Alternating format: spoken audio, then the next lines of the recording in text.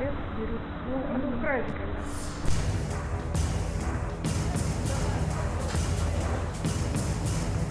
ბუზები ეგ არაფერია უცებ წავლენგა სად არის აბა რომელი ბუზი დაინახეთ ახლა სად არის აბა ბუზები ახალ ტავას ბუზი არ ეკანებს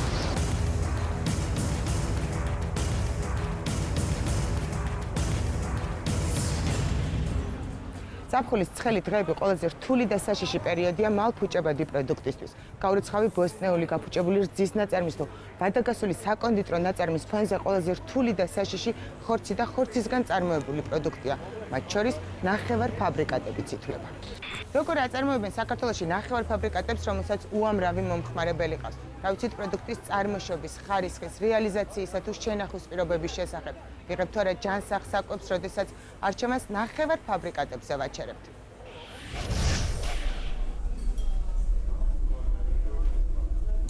ნახევარფაბრიკატებს საქართველოს ბაზრის მნიშვნელოვანი ნაწილი უკავია. სურსათის ეროვნული სააგენტოს ინფორმაციით ამ დროისთვის 200-მდე ხორცს პროდუქტების მწარმოებელია რეგისტრებული, რომელიც ნახევარფაბრიკატებს ამზადებს. თითოეული მათგანი სააგენტოს მიერ ყოველწლიურად გეგმურად მოწმდება. ეს არის თქვენი საჭა. მათ შორის სავარაუდოდ შემოწმებულთა სიაში უნდა იყოს ინდმეწარმე პოპულარი გლდანში, რომელიც 10-მდე დასახელების ხორცის შემადგენლობის ნახევარფაბრიკატს აწარმოებს. რა ვიცი, ბავშვებისთვის რომ და მაინც შევიხედავ ხოლმე, აი სად კეთდება, რომ ესე იგი თქვენ ამბობთ, რომ ეს ფარში არის მთლიანად იმ ხორცის, ხო? როგორ ფარში როგორი ხორცის გამზადეთ? არა, როგორი სადავრი ხორცია? სადავრი ხორცია, ინგლისურია, ქართულია, ამერიკული თუ როგორი ხორცია? ჰა? ქართული ხორცი. პოპულარში წარმოებული პროდუქციის რეალიზება სხვადასხვა რესტორნებსა და რეგიონებში ვრცელდება. შეკვეთები აქვთ საბავშვო სადღესასწაულო ცენტრებიდანაც.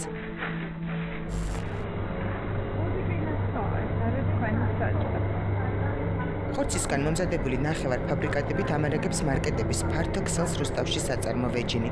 10-მდე დასახელების ხორცს პროდუქტი, მათ შორის გუბთა, ბლინი, კატლეტი, ხინკალი, ქაბაბი თუ პელმენი ამ ადგილას ასეთ პირობებში მზადდება. ასე დიდი წარმოება არ არის თქვენი წარმოება, რაღაც მაინც და მაინც, ხო?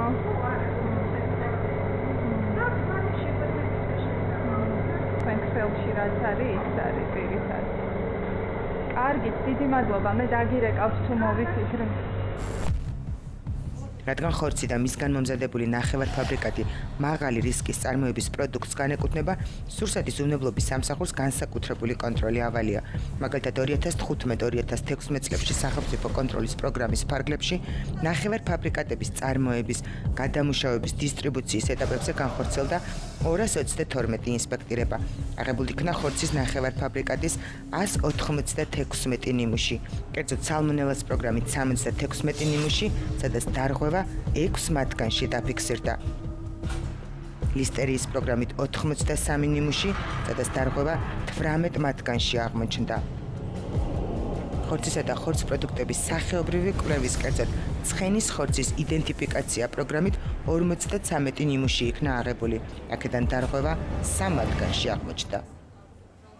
ჩარშან მაგალითად დაფიქსირდა შემთხვევები კრიტიკული შეუსაბამობისა, კერძოდ სალმონელას და ლისტერიას აღმძვრელის აღმოჩენისა ხორცს პროდუქტებში და ნახევარფაბრიკატებში.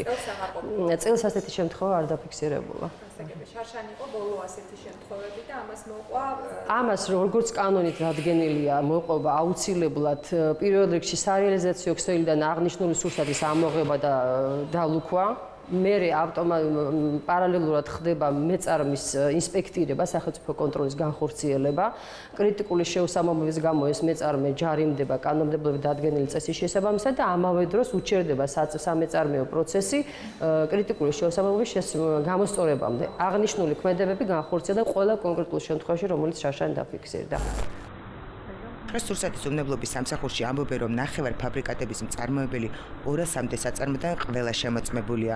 მათ შორის ის ობიექტებიც უნდა იყოს, რაც ჩვენ ფარული კამერით გადავიღეთ.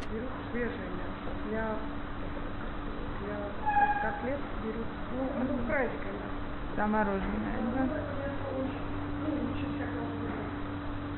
Это украинское, да?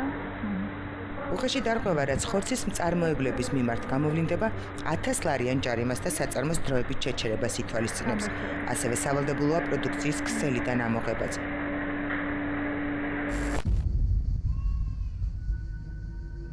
თუმცა ის შემთხვევა, რაც ფინანსთა სამინისტროს საგამოძიებო სამსახურმა 2016 წლის 15 ივნისს გამოავლინა, არა დადგენილი ჯარიმით, არამედ სისხლის სამართლებრივი პასუხისმგებლობით განისაზღვრა. საგამოძიებო სამსახურმა ფალსიფიკაციისა და ადამიანის სიცოცხლისა და ჯანმრთელობისთვის საშიში პროდუქციის დამზადება რეალიზაციის ფაქტზე შპს ფასანაური 2010 წლის დირექტორი და ინდმეწარმე თეონა ბუხრაძის ხელმძღვანელი დააკავა.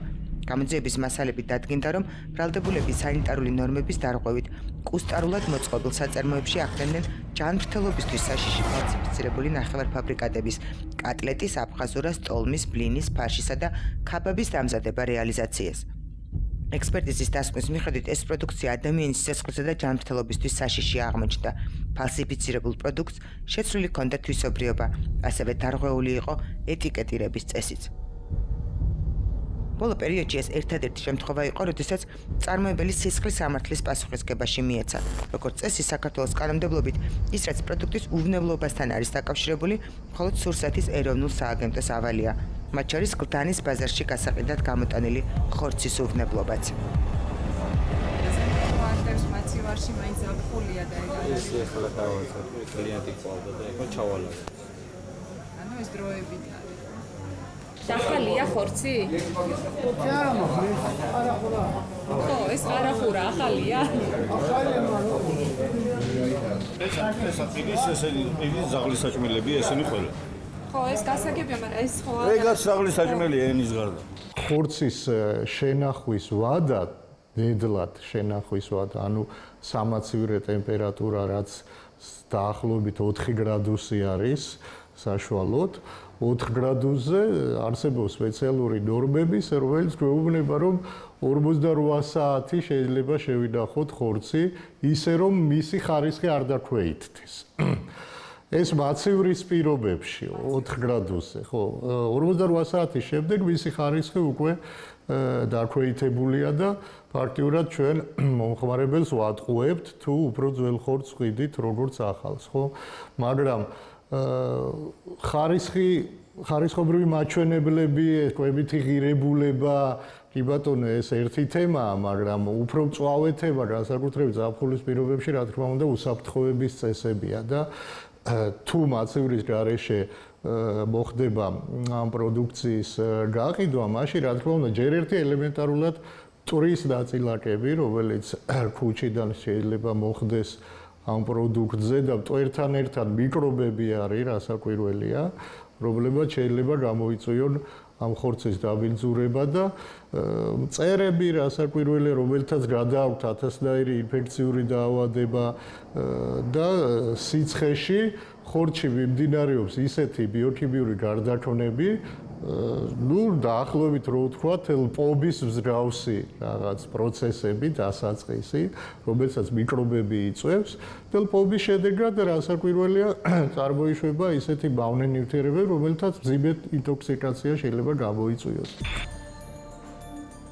ხორცს და ხორცის პროდუქტებს უმნიშვნელოვანესი ადგილი უკავია ადამიანის კვებაში, მაგრამ მისმა არასწორმა გამოყენებამ შესაძლოა უფრო დიდი ზიანი მიაყენოს ადამიანის ჯანმრთელობას, ვიდრე ნებისმიერმა სხვა პროდუქტმა.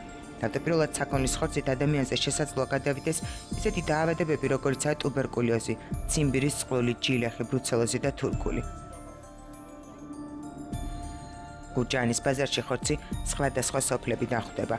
იმის რისკი, რომ გასაყიდად არა დაკლოლი, არამედ საკუთარი სიკვდილით დაღუპული ცხოველის ხორცი იყიდებოდეს, არც თუ ისე მცირეა.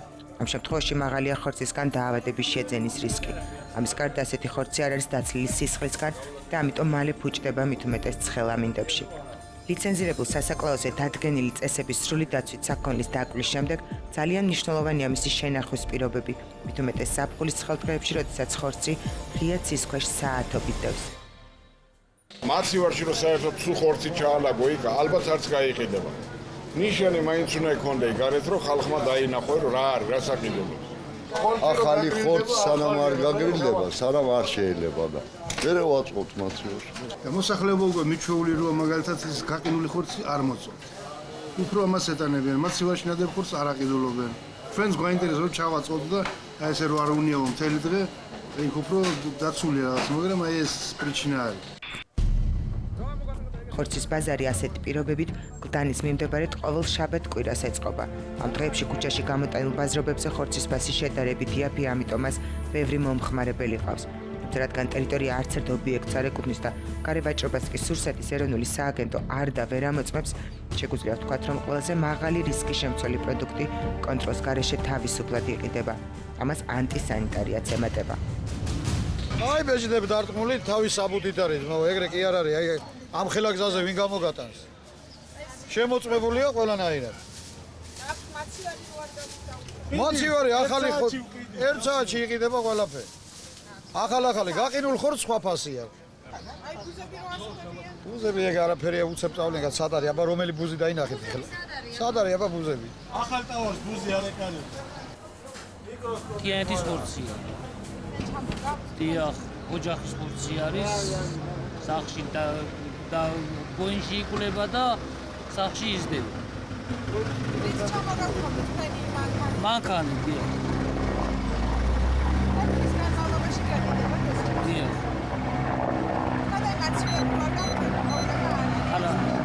არა, საშიში არა.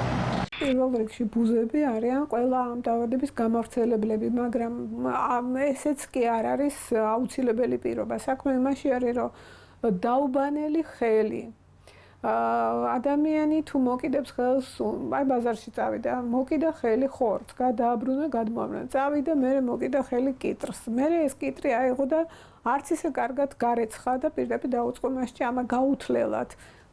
შესაძლებელია, რომ მან მიიღოს ან ლისტერიოზი, ან სალმონელა, რაც უფრო უარესია, რა თქმა უნდა. როგორ უნდა ავარჩიოთ გაუყინავი ხორცი, რომ მეტნაკლებად დაცული ვიყოთ მძიმე შედეგებისგან. პირველ რიგში არ უნდა ვიყიდოთ ხორცი, თუ ის მაცივარში არ ინახება და ვეტერინარული სამსახურის ნიშანი არ აქვს. ახალდაკრული ხორცი რბილი და წვნიანი უნდა იყოს.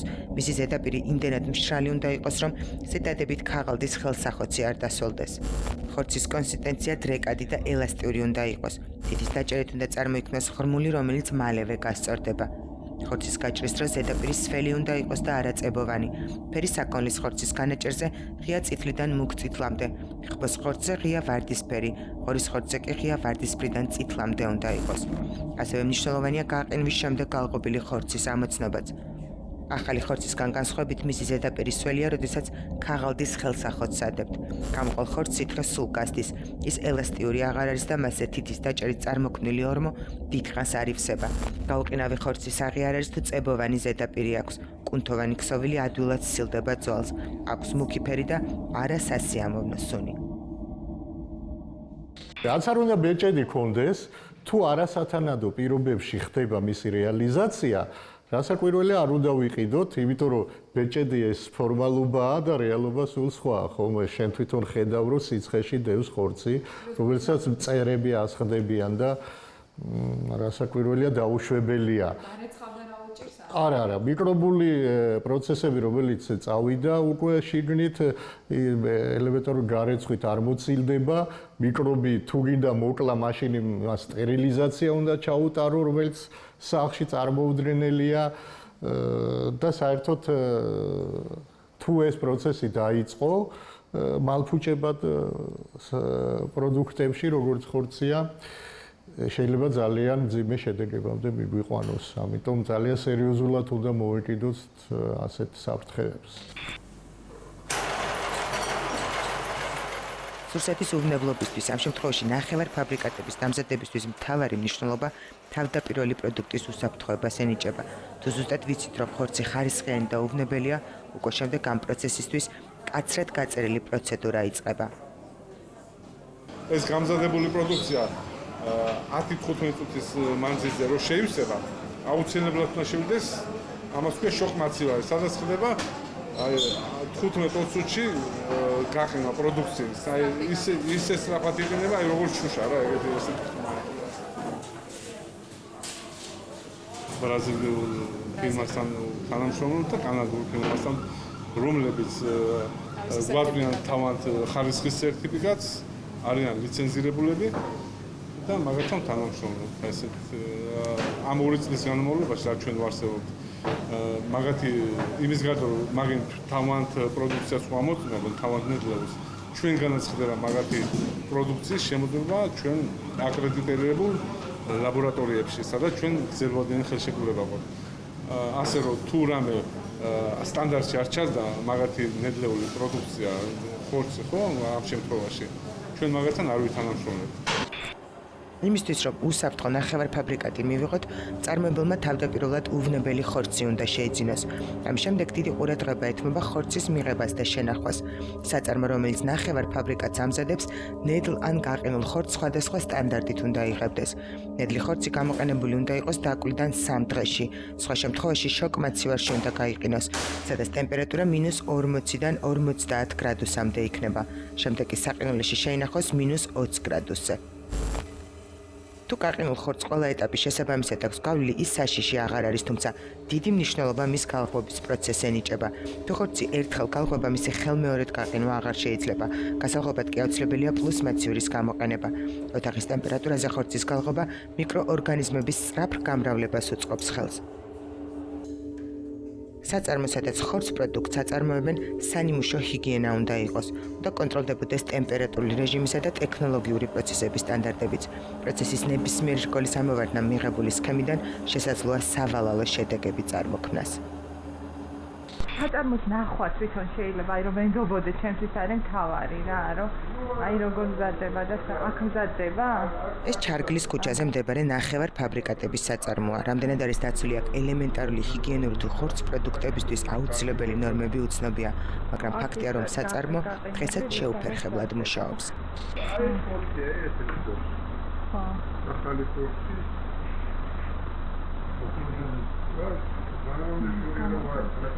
გამოვალო ხელი არ შეგიშალა. საქართველოსგან განსხვავებით ევროკავშირში ხორცს პროდუქტების იმპორტს და რეალიზაციას არც თუ ისე ბევრი მწარმოებელი ახერხებს. ხორცის ევროპულ ბაზარზე გატანამდე იმპორტიორმა ეგრეთ წოდებული ბიოდაცვის გეგმა უნდა წარადგინოს, სადაც უამრავი ინფორმაციაა თავმოყრილი. დაწყებული ცხოველის საკვების დასახელებიდან საწარმოს თანამშრომლების კვალიფიკაციის დამადასტურებელი საბუთები დამთავრებული. ასეთი რთული ბიუროკრატიული პროცედურების გავლაც კი მხოლოდ ძალიან მსხვილი კომპანიები ახერხებენ, რის გამოც ევროპის ბაზარი პატარა ფერმერებისთვის პრაქტიკულად დახურულია. ევროპაში ხორცის ხარისხზე ზრუნვა ჯერ კიდევ სხულფეხა საქონლის მოვლის პროცესში იწყება. ვეტერინარული სამსახურის მიერ მოწმდება კორმის სახეობა, რომელთაც პირუტყვს დაბადებიდან კვებავენ. ცხოველის ვაქცინაციის ანკეტის და ჯანმრთელობის დამადასტურებელი ცნობის წარდგენაც ერთ-ერთი სავალდებულო პირობაა. ამის შემდეგ თავად ხორცის საკვებად მიღების ვარგისიანობა მოწმდება. ხორცის პროდუქტის ხარისხს სპეციალურად შექმნილი ლაბორატორიები შეისწავლიან. თუ კი ხორცმა ბიოლოგიური, ქიმიური და ჰორმონალური ანალიზის შედეგად კვებისთვის უსაფრთხო პროდუქტის სტატუსი მიიღო, ხორცის მწარმოებელი კომპანია საბოლოო ეტაპს აუდიტორულ შემოწმებას გადის. მხოლოდ აუდიტების მიერ გაცემული ევროპის სტანდარტების შესაბამისობის შესახებ დასკვნის მიღების შემდეგ ხდება პროდუქტი საერთაშორისო ბაზარზე. დაახლოებით ანალოგიური პროცედურებს გადის ადგილობრივი ევროპელი მწარმოებელი. უკვე დახლებზე მოხვედრილი ხორცის პროდუქტებისთვის ასევე სპეციალური მოთხოვნებია დაწესებული. თითოეული კატეგორიის ხორცი იქნება ეს საღი ხორცი, გაყინული, ნახევრად გაყინული თუ ვაკუუმში შეფუთული პროდუქტი, თავისი შენახვის პირობები აქვს. თითოეული სახის ხორცზე შენახვის ინდივიდუალური ტემპერატურული პირობაა გათვალისწინებული. მკაცრად არის განსაზღვრული ხორცის შენახვის ჰიგიენური ნორმები, რომელიც 3 ძირითად მოთხოვნას შეიცავს. ხორცის მიკრობიოლოგიური დაბინძურებისგან თავდაცვა და სამუშაო მაგიდისა და იარაღების მუდმივ სტერილიზაციას, მომუშავე პერსონალის მიერ ერთჯერადი ხელდათმანებისა და სპეციალური სამუშაო ფორმების გამოყენებას გულისხმობს. მეორე ვალდებულება სახორცში მიკრობების გამრავლების რისკის მინიმუმამდე დაყვანაა. ამის პრევენცია კი მხოლოდ შენახვის პირობების და ტემპერატურული მოთხოვნების ზუსტი დაცვითაა შესაძლებელი. სხვა სახის ჯანმრთელობისთვის საშიში მიკროორგანიზმების გავრცელების პრევენციის მიზნით მესამე მოთხოვნა ხორცის ჰერმეტულად დაბეჭდილ კონტეინერებში შეფუთვა. 2020 წლიდან ცხოველური წარმოშობის პროდუქტების შესახებ კანონმდებლობა კიდევ უფრო მკაცრდება. ევროკავშირის ახალი რეგულაციის მიხედვით პირუტყვის დაკვლიდან 6 დღის შემდეგ თუნდაც პასტერიზებული საღი ხორცის გაუყინო მდგომარეობაში გაყიდვა საერთოდ აიკრძალება. ერთ-ერთი სიახლეების დანერგვასაც ევროპელი სპეციალისტები ცდილობენ დაჩიპული კონტეინერებია. იმ შემთხვევაში თუ კი ხორცის ტრანსპორტირებისას ან შენახვისას ტემპერატურული მოთხოვნები ოდნავ მაინც დაირღვევა, კონტეინერზე ჩატენილი ჩიპი ფერში იცვლის და შესაბამისად პროდუქტიც მოხმარებისათვის უვარგისი გახდება. ის რომ ხორცი და ხორცპროდუქტი მაცივარში შესაბამის ტემპერატურაზე უნდა ინახებოდეს, საქართველოში ძიციან, თუმცა ბაზარში ამას ყურადღებას არავინ აქცევს. მეტიც ამ მოთხოვნას არც ზაფხულის ცხელ დღეებში არავინ ასრულებს. მაშინ, როდესაც მაღალი რისკის შემცველი პროდუქტის ღია ცის ქვეშ რამდენიმე წუთით გაჩერებამაც კი შესაძლოა სავალალო შედეგი მოგცეს, არათუ საათობით, მით უფრო რამდენიმე დღის მანძილზეც კი.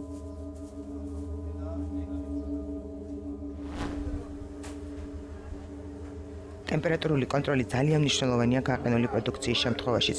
შოკური მეთოდით გაყინული ხორცპროდუქტის ნახევარფაბრიკატი 6 თვე არის ვარგისი. ამბადის გასვლის შემდეგ მისი გამოყენება რეკომენდებული არ არის.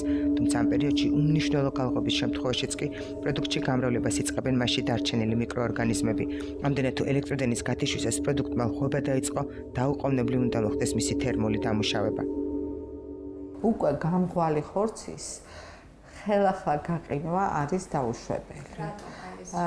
აი ახლა ძალიან ბევრი სვამ შეკითხვას თუ რატომ არის დაუშვებელი. საქმე იმაში გახლავთ, რომ როდესაც ხორცი იწყებს ლღვობას, შესაბამისად მასში არსებული მიკრობები თანდათანობით აქტიურდებიან და იწყებენ გამრავლებას, იმიტომ რომ სამაცივრო პირობებში განთავსება გაყინვის რეჟიმში განთავსებაც კი მიკროორგანიზმებს არ ანადგურებს. ისინი უბრალოდ ინაქტივირდებიან იმ გარკვეულ ტემპერატურას. როდესაც ჩვენ ხორცი გამოგვაქვს და ის უკვე იწყებს ლღვობას და პროდუქციის ტემპერატურა მატულობს, შესაბამისად მიკრობების მეტაბოლიზმის პროცესები აქტიურდება, შესაბამისად ზრდა გამრავლება უფრო აქტიურად ხდება. ყოველი 10 გრადუსი ცელსიუსით მე მინდა გითხრათ ტემპერატურის მომატებისას ნივთიერებათა ცვლის პროცესები ორმაგდება. დაშვებულია დაუშვათ, რომ რიგ პროდუქციაში იყოს მის 1 გრამში 1000 კოლონია წარმოქმნილი ერთეული. ანუ ეს ნიშნავს, რომ ის 1000 მიკრობი 1 გრამში შესაძლოა არასათანადო პირობებში ტემპერატურულ რეჟიმში გამრავლდეს 15 წუთში წარმოქმნას 2000 და შემდეგ ეს მათემატიკური პროგრესიით ისე სწრაფად იზრდება, რომ დაახლოებით 2-3 დღეში ჩვენ შეგვიძლია მივიღოთ მილიონობით კოლონიები. ამდენად არის დაცული ტემპერატურული რეჟიმი საქართველოს მსხვილ თუ საცალო მარკეტებში, მით უმეტეს ბაზრებსა და გარესავეჭრო ობიექტებზე გამოტანილ დახმაცევრებში ამას ყოველდღიურად არავინ არ კონტროლებს. ამიტომაც არის რომ მივირთმევთ თუ არა 100 გზის გამღვალს და ხელახლა გაყინულ ხორცპროდუქტს მხოლოდ მეწარმის თუ ამა თუ იმ სავაჭრო ობიექტის მფლობელის კეთილსინდისიერებაზეა დამოკიდებული. დაზოგავს ელექტროენერგიას თუ დაიცავს პროდუქტის უსაფრთხოებისთვის აუცილებელ ტემპერატურულ რეჟიმს. თქვენ კი იმისთვის, რომ მავნებელი პროდუქტის შეძენისგან მაქსიმალურად დაცულები იყოთ, ყურადღება მიაქციეთ პირველ რიგში ეტიკეტირებას, შემდეგ მაცევრების ტემპერატურას და იქ მოთავსებული პროდუქტის ფორმას. თუ ხორცპროდუქტს თავდაპირველი ფორმა შეცვლილი აქვს, ის სავარაუდოდ ხელახლა არის გაყინული და მისი ყიდვა აღარ ღირს. და კიდევ ერთი, გაყინულ პროდუქტს, რაც არ უნდა ვადაგასული ან გაფუჭებული იყოს, სუნი არ აქვს. ამდენად სახლში მიტანისას, როდესაც პროდუქტი ლღვობას დაიწყებს, ან მისი თერმულად დამუშავების დროს, ძაფრის სუნის გაჩენის შემთხვევაში დაუყოვნებლივით გადააგდეთ ხორცპროდუქტი, რადგან მისი გამოყენება შესაძლოა მძიმე შედეგით დასრულდეს.